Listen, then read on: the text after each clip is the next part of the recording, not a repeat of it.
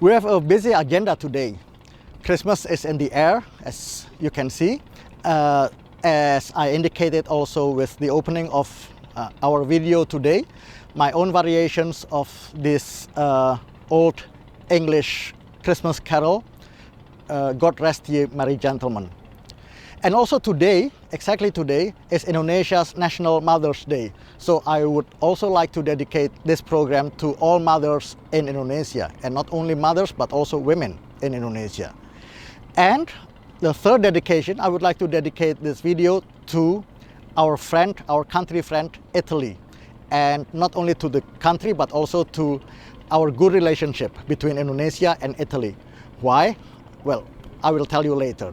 But first, we are here in the city of Jambi, in the island of Sumatra. This is the famous river Batanghari. It's the biggest river here in Jambi, and it's wide as well. And it's in the night. I'm here on the bridge called Titian Arasi, which connects both sides of the river Batanghari. And behind me is the famous tower Gentala Arasi here in Jambi. But we focus our video, in fact, at Muaro Jambi, which is the historical site of the kingdom Sriwijaya. And Muaro Jambi is outside the city of Jambi. Muaro Jambi used to be the center of education and a kind of university of the oldest known kingdom here in Indonesia. It was also the center of Buddhism in Asia, where religious leaders from countries such as India, China, and Nepal came to deepen their knowledge here. It was also the biggest business hub in Southeast Asia at that time. And for the next piece, it was written because of the situation of increasing religious intolerance in Indonesia. Indonesia has the world's biggest Muslim population, with more than 90% of its population embracing the Islam religion. This piece was written in December 2016, and I was having trouble in looking for a fancy title, so I just thought, okay, I will entitle this piece December 2016. In fact, the title is not what happened in December 2016, but more of what I would wish December 2016 would be. The concept of the piece is simple, that two music of different religions could sound together in perfect harmony. I start the music with the first Noel tune, which grow more and more dissonant, and then the melodic material of the usual adzan, or a call for prayer in the mosque, creeps in from afar. It then intertwines itself with the first Noel tune, which is still in minor mode, but gradually both separates from each other. And the music ends with both melodic materials in full glory, each not killing each other, but securely establishing themselves instead, and even complementing each other into a victorious final. So, this is December 2016.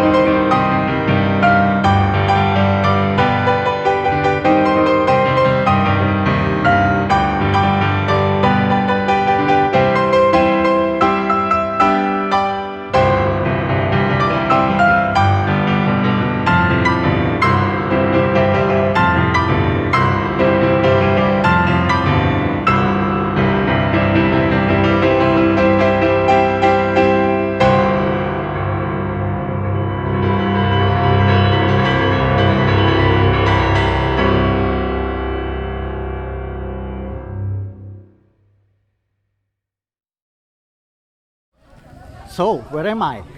Well, I'm still in Muaro Jambi, in the historical site of Sriwijaya.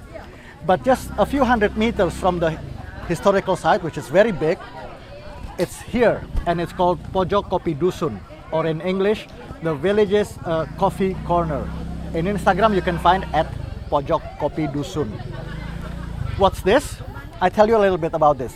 So this is a great initiative of the head of the preservation of cultural heritage of Sriwijaya, Mr. Agus Widiatmoko, to involve the society and the villages around the historical site in the preservation of the temples and the old buildings. But not only that, but also in making their own culture and fertilizing the life and the culture. And this is the culinary center, you can say. It can also be a creative hub, a place to just to have fun. And this is a very nice place with all the trees. And this is 12 o'clock noon. It's very hot there, but here it's very nice to sit under the trees and look at this food. This is very, very delicious, I tell you. There's this fish from here, from the river here, pisang goreng, which is fried banana, and oh, it's just so nice. But anyway, let's get to the point. Today, as I told you, is our National Mother's Day, and I invited the young tenor Nikodemus Lukas, who I met, or to be honest, I discovered during the competition of Ananda Sukarlan art song, or Tembang Puitik Ananda Sukarlan, a few years ago. He won the first prize at that time. When I told Nico that we are going to shoot here and to be on Mother's Day, then he chose my songs exclusively based on female poets, which is a good idea, a great idea. So the first is my song based on Phyllis Wheatley. Wheatley died in her 30s in 1784. She was the first Afro-American poet with a published book of poetry. Born in West Africa, she was sold into slavery, in fact, at the age of 7 or 8, and transported to North America. And then she was purchased by the Wheatley family in Boston, who bought her and who taught her to read and write and encouraged her poetry when they saw her great talent. So this time we would like to present you my music based on her very famous poem on virtue. Nikodemus Lukas.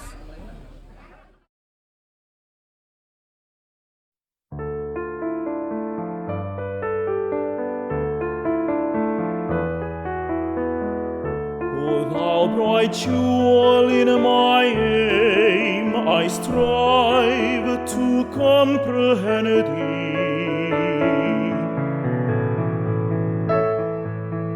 Thy known words declare wisdom is higher than a fool can reach. I cease to wonder and no more attempt thine height explore or fathom thy profound.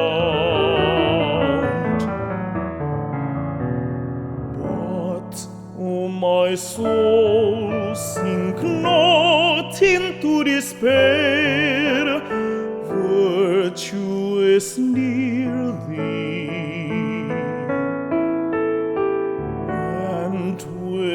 Gentle hand would now embrace thee, oversoar thine head, fain would a heaven-born soul thither converse. Then seek, then court her for her promised bliss, auspicious Queen, thine heavenly pinions spread and lead, celestial chastity alone. Lo, now her sacred retinue descends,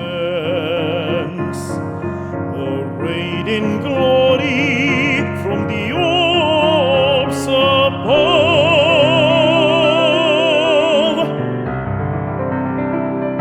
Attend me, virtue, through my youthful years, or leave me not to the false joys of time, but guide my steps to endless life and bliss. Guide my steps to endless life and bliss.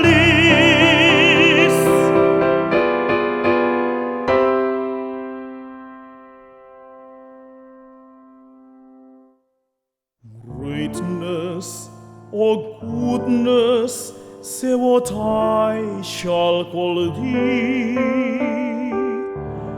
to give me a higher appellation still. Teach me a better strain, a nobler reign. O thou enthroned with cherubs in the realms of the day.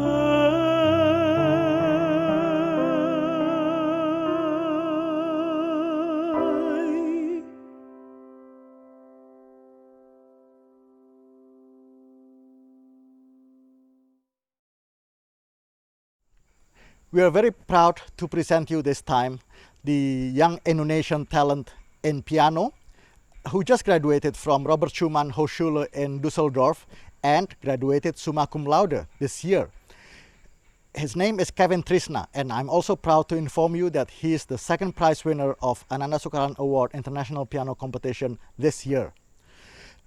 He got his summa cum laude with his exam, and among other pieces, he performed my work, Variations on Kasih Ibu, Mother's Love. And today is the National Mother's Day in Indonesia, and I think it's very appropriate for him to play this piece for you today, because this is the piece that brought him to this achievement in Germany. So, Kasih Ibu or Mother's Love is an old Indonesian song by a songwriter from Makassar, SM Mochtar. It's very popular. Everybody during their childhood learned this song, Kasih Ibu.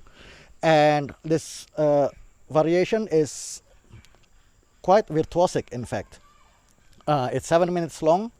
And yes, so I present you Kevin Trisna playing Variations on SM Mochtar's Kasih Ibu.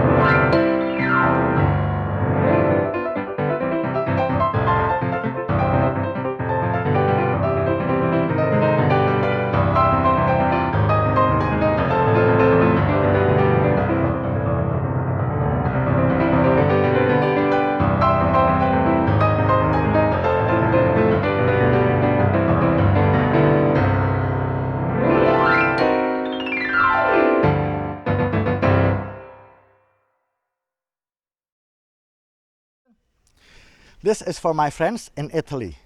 Thank you so much for bestowing me with the Cavaliere dell'Ordine della Stella d'Italia. It's a great, great honor for me. Grazie mille, è un gran onore per me. And now I would like to dedicate the next two pieces for my friends in Italy. Because, as you know, the piano was invented in Italy, and also the first composer for this instrument was Italian.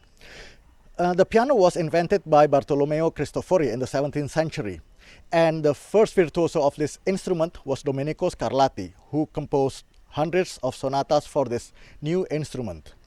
And he opened the way to polyphonic techniques for this instrument, which is parallel to Johann Sebastian Bach in Germany. So at the same time, there was Scarlatti in Italy and Bach in Germany. This technique comprises also the fugues and the canonic techniques, where the hand imitates the other. So like, the left hand played first and the right hand played later, exactly the same tune. And so I would like to present you my homage to Scarlatti, which is using the canonic techniques, but also will be danced by my friends Althea and Ari. So you can not only hear the canon, but also to see the canon. And after you hear and you see, you definitely can feel the effect of canon for the listener.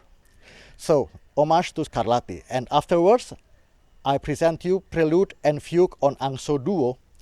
And this Angso Duo is a famous and old folk song from this region, Jambi. And it's going to be played by Kevin Trisna.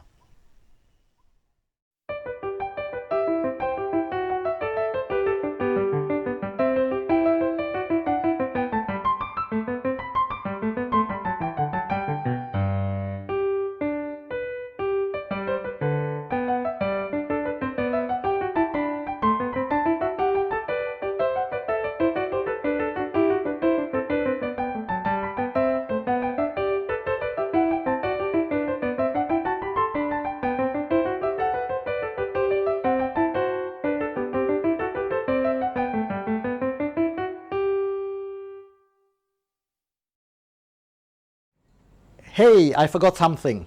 Last week on the 16th of December, it was the birthday of my great hero, the German composer Ludwig van Beethoven.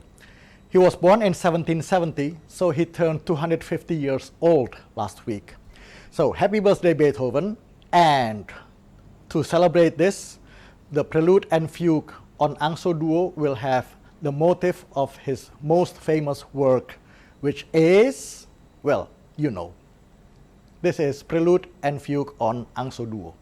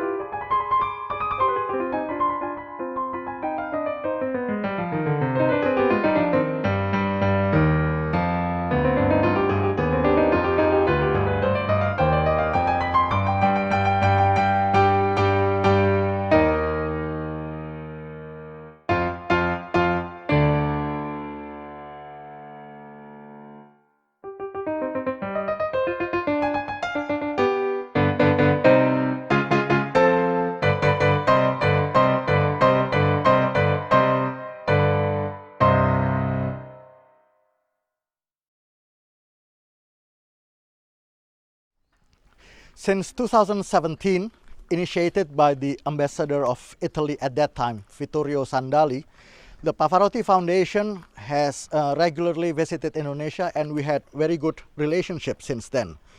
The widow of Luciano Pavarotti, Nicoletta, came at that time, and for the first year I was commissioned to write music to celebrate this beginning of our relationship. The result was my piano piece, I Wish Pavarotti Had Known Marzuki.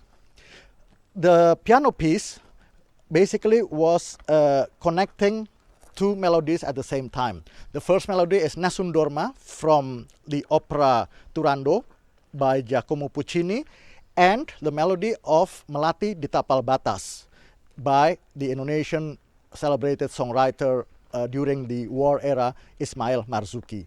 So Nessun Dorma and Melati di Tapal Batas had the same motive, but developed differently, of course, but I combined them both into one piece of virtuosic piano music, which is I Wish Pavarotti Had Known Marzuki, which is also my wish that Indonesia and Italy would have a better relationship, although we have very good relationship until now. But you know, I wish in finance, in economy, in culture, and in education. So this is my piece, and I hope with this piece I would like to draw attention to our government to seriously consider Ismail Marzuki as the great national cultural asset, as much as Puccini for Italy or Mozart for Austria, because I really believe that Ismail Marzuki would boost the reputation of Indonesian music in the international world. I wish Pavarotti had known Marzuki.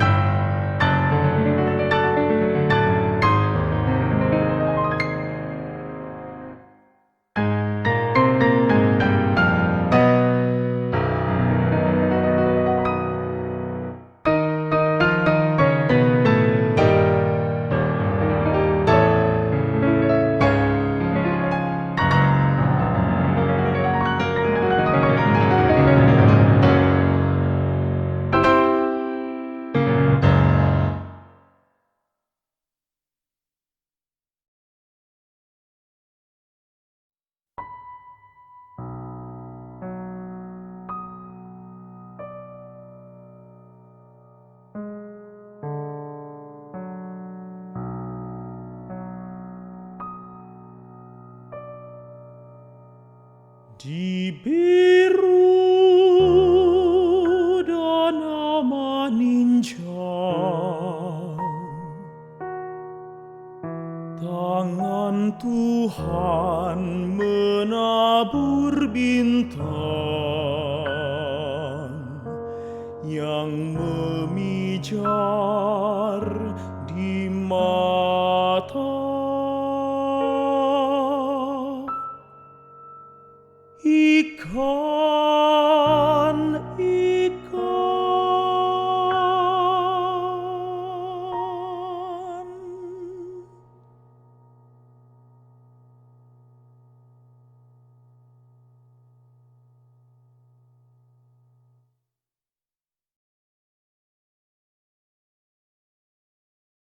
So that was Nikodemus Lukas singing Danau Maninjau, Lake Maninjau.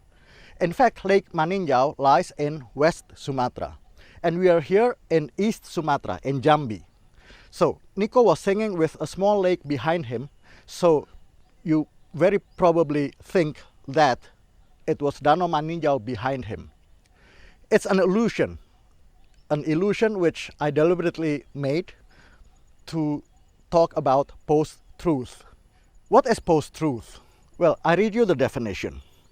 Post-truth relates to circumstances in which facts, objective facts, are less important or less influential in shaping public opinion than appeals to emotion and personal belief. So, if you hear a song about the Lake Maninjau and you see a lake behind him, you very probably believe that it's Lake Maninjau. Although it's just a small lake, it's called Talago Rajo, which is very near here, near this temple. That's post-truth. That's the one I want to tell you. It's very dangerous, and how to avoid it. To avoid post-truth is by education, but not just any education. It's education in creativity, education in art, education in basically the right side of the brain. So that's why I was so impressed to hear about the history of Sriwijaya, where there, exactly here, during the 7th until the 13th century, they made debates every late afternoon, early evening. They sat here on the grass, and if it's in sunset, it's very nice here. They sit here and they talk, and they did political debates, artistic debates, everything about science, technology, etc.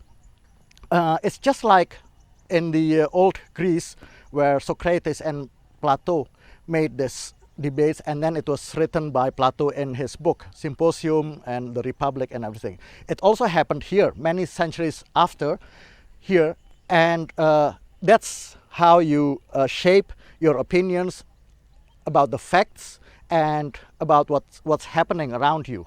The principle underlying the Socratic method of debate is that humans learn through the use of reasoning and logic, ultimately finding holes in their own theories and opinions and then patching them up. It's a form of cooperative, argumentative dialogue between individuals, between asking and answering questions to stimulate critical thinking and to draw out ideas and underlying presuppositions. It's a dialectical method involving a discussion in which the defense of one point of view is questioned. One participant may lead another to contradict themselves in some ways, thus weakening the defender's point. So I hope our video would inspire you, not only with the music, but with the surroundings, about how we learn about the greatness of our history, how in the 7th century already we already educate people differently, how our interactions with other people, how we tolerate differences.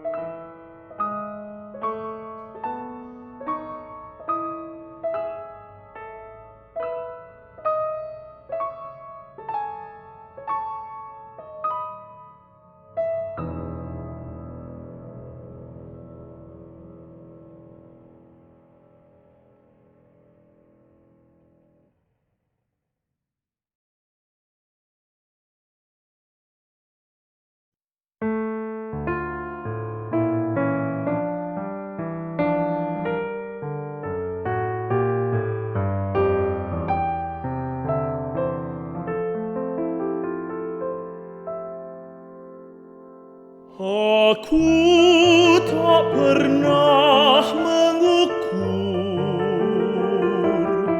suara dengkur yang terlanjur karib.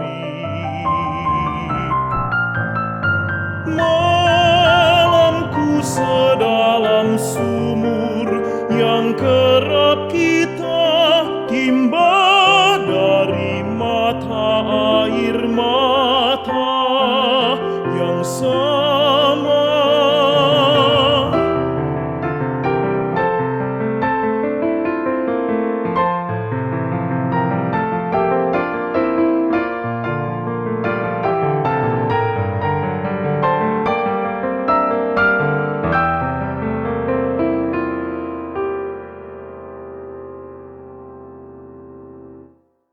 Betapa dadamu adalah laut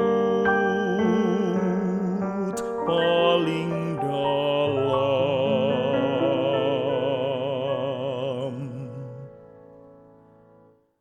tempat aku menenggelamkan seluruh malam.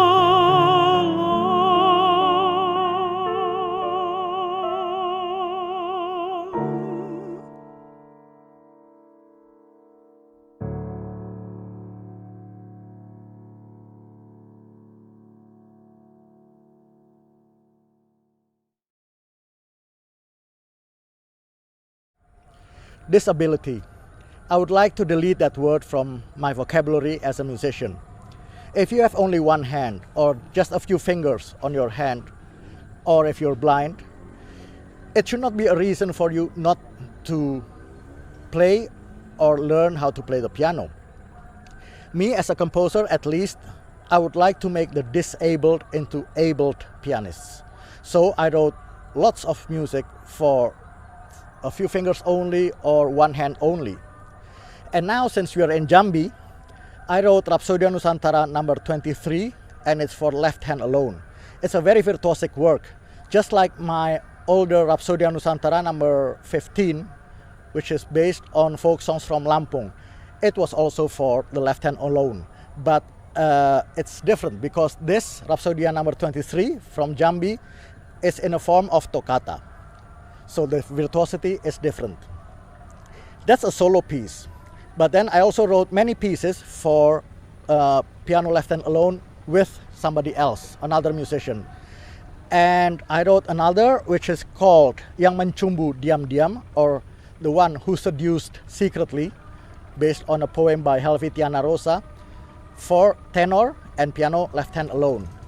And so we're going to play it after we play Rhapsodia Nusantara number 23, and it's sung by Nikodemus Lukas.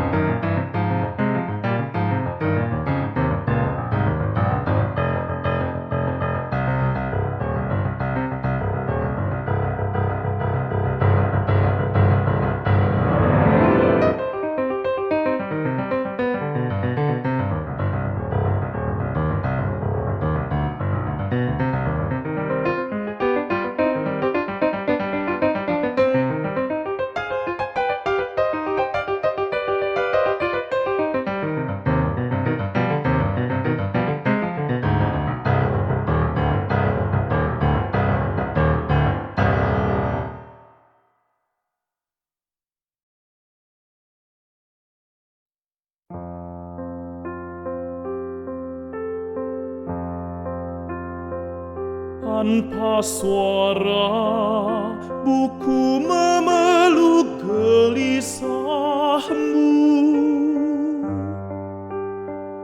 mencumbumu hingga akal dan aliran darah, menyelusup ke sumsum rindu, ke hulu-hulu mimpimu.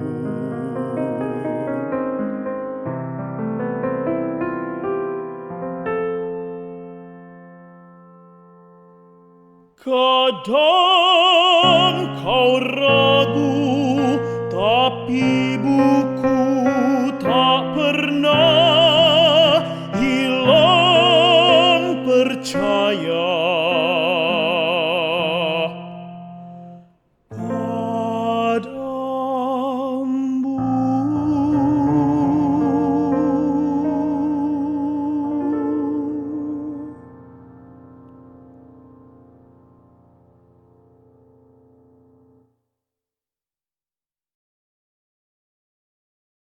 Indonesia is rich with classical music talents, young ones, especially pianistic ones. Today, not only we have Kevin Trisna as the pianistic talent, but we also have another much younger, and she is originated from here, from Jambi. Her name is Kailin Chan, and she's only 10 years old. And she managed to get into the finals of the Ananda Sukarlan Award this year.